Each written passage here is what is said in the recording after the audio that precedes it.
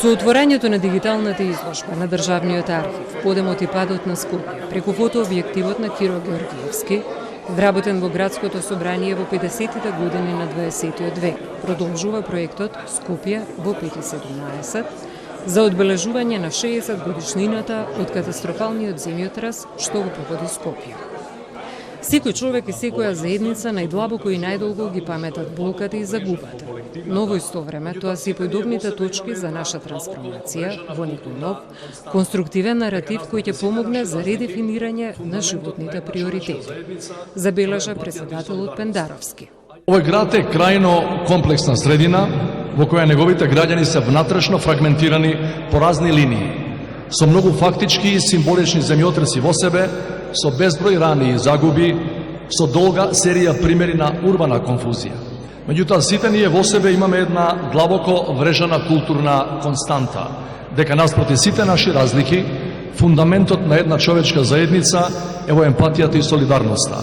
А ја имаме затоа што пред 60 години на трагичен начин ја научивме вредноста на животот. Скопје беше во пепел, во урнатини. Ја допре Скопје смртта, но никогаш не призна пораз. Благодарение на неговите граѓани, благодарение на храбрите луѓе, благодарение на своите пријатели, благодарение на добрината, хуманоста и солидарноста на човештвото. Зашто на веста дека Скопје се урна, светот одговори: не сте сами, повторно ќе го изградиме. Сеќавањето на трагичниот земјотрес пред 60 години е се уште живо. За многумина тоа е доживотна травма. Во исто време, храбрите скопјани можат гордо да го погледнат Скопје, својот град, издигнат над урнатините, рече полскиот амбасадор Гжелчик.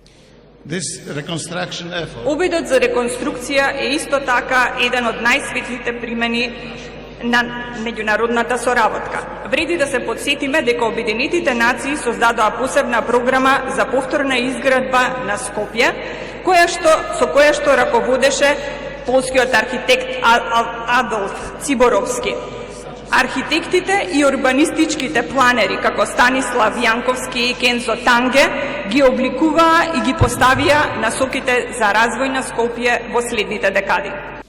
Со низа културни настани на повеќе локации во градот, во Музеот на град Скопје, во Кинотеката на Македонија, во Културно-информативниот центар и денес продолжува дводневниот проект Скопје во 517, кој започна со извадба на македонските Evergreen композиции во паркот Ивни Пајко.